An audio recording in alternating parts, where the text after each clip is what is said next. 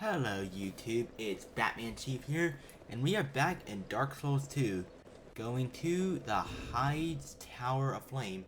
First of all, praise the sun, and now, this is my build.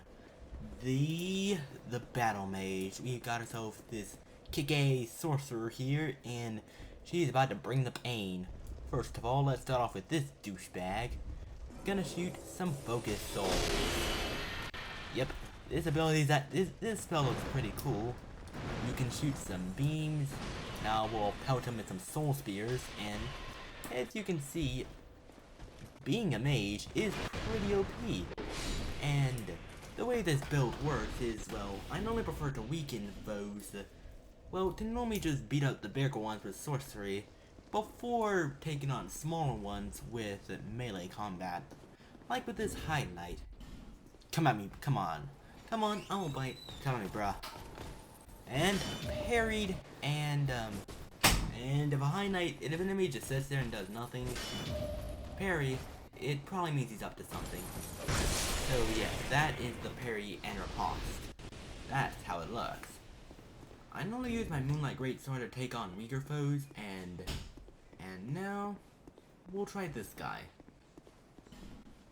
I want you to face me.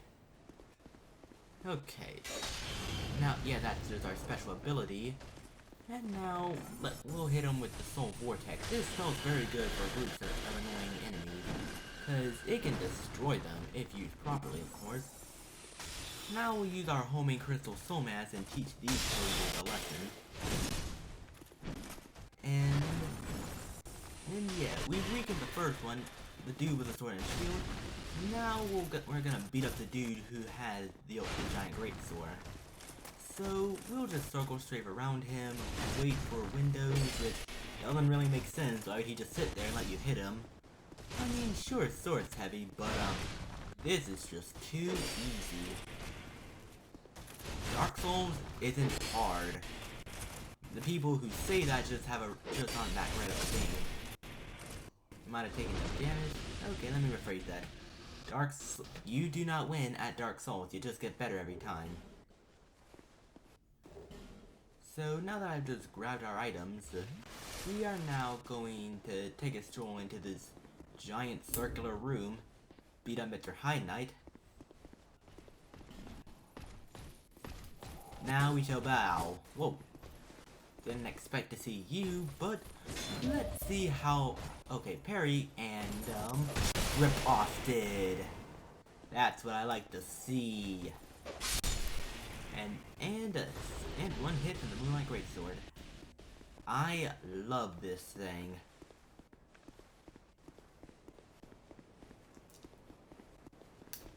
Now, time to fight this guy. Yeah, the sword and shield ones are a lot easier to fight. Just be a turtled up coward and strafe. That's all I got to say. I mean, one of those attacks literally went over me. Now oh crap, a Heide Knight. Oh man, you are one annoying butthole. Yeah, that Heide Knight was a bit of a jerk trying to attack me. While I have my back turned, but when it comes to dealing with multiple enemies, you're gonna want to lure them back into a certain area and try to face them one at a time. It's the most effective way, because Dark Souls is geared towards one-on-one combat, not taking on 5 guys at the same time. And now that this annoying intruder has met his maker, we're gonna go beat the sword and shield guy, dual wielding one-handing a twin blade. And wow. I'll admit, it's actually pretty funny when these guys accidentally go off a cliff. I've done that before, you didn't see that, but it's pretty hilarious when they fall off the arena. Now, Soul Geyser, the most powerful spell in my arsenal. As you see, it just obliterated his health. Now, we're gonna use our Soul Greatsword. Got some punishment. I really just keep the Greatsword because it looks cool. But now, time to finish off this guy. These High Knights aren't, I mean, first time through it can be a little bit brutal because these soldiers look cool, powerful, but, don't mind my dad, but, time to teach these guys a lesson. First time through, it was pretty tough. Second time through, not so hard. Well, technically this is my 100th time through. Speaking of which, I once saw a meme. First time going through Dark Souls, you get beat up. Second time, you're an absolute boss. Dark Souls is only hard the first time you go through. And this game is easy as Skylanders, as long as you keep patient and keep your cool.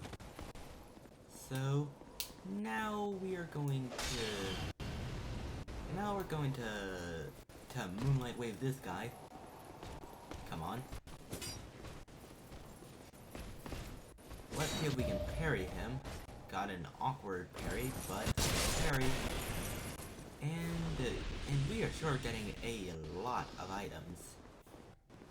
Most enemies have a tendency to drop items when they're defeated. So now we'll just be heading over. And as I continue to live out my medieval fantasies of being a kick-A wizard. Hello. Hello, Heide Knight. I mean, Old Knight. Nearly exhausted my crystal soul spheres, but being a wizard and a mage is both cool and very overpowered. So, time to teach these two knights a lesson. As sorcery can be used to cheese a majority of the game's enemies. Like Soul Vortex, see, look, not only did it stunlock him for a bit, but it did do some pretty nice damage. And now, many of these spells have a variety of uses, and of course, being a sorcerer is one thing, being a battle mage is another. Most sorcerers can deal incredible amounts of damage with their spells, but are about as durable as a feather. But being a battle mage means you're a lot. Well, being a battle mage, means you have both superior melee and long-range power. So you can attack them with spells from a distance or engage them up close with your sword. Your choice. But I mostly decided to keep wearing the robes for their aesthetic appearance. And now, here we go. This is one part of Heide I do not like. Going up this staircase. Because of the dude I'm waving at. The dude with the spear. Well, technically it's a halberd, but this guy is very annoying. I mean, this guy is just a jerk, a real jerk. That is, if you fight him up close, something which we're not gonna do. Hit him with the Crystal Soul Spear, and Soul Geyser. Oh, that didn't kill him? Yeah, this guy really is a jerk, but anywho. If you fight him up close and personal, you'll find he puts up quite a fight, but if you keep your distance and cheese him with spells, then he won't be much trouble. And now we'll head up here, and normally there would be a dragon right here, but we've already defeated him. And now we have conquered Heide's Tower of Flame. And praise the sun. My gesture's even working? Yep, praise the sun. A fan favorite? But no way. That was too easy. Now we'll just magically warp to our last bonfire.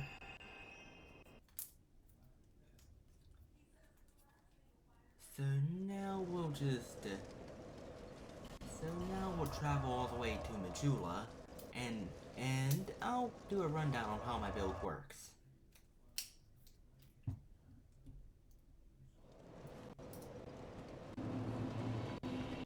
So here are our spells. So first of all, here's the equipment we're using. We've got the Red Iron Twin Blade. It's very good, very erratic, very powerful. Staff of Wisdom for casting spells. Moonlight Greatsword went through a lot to get it, but it's a pretty good. It scales purely off of magic, and it's pretty great for a mage. You've got yourself the ring, covetous gold servant ring. It increases our item discovery, which is why enemies are dropping their items, but we'll go with the ring of knowledge, which raises our intelligence. We got ourselves the life ring for vitality, and our other rings. You got Southern Ritual Band for attunement slots, and the blue ring, which the third dragon ring, which increases best thing in the game.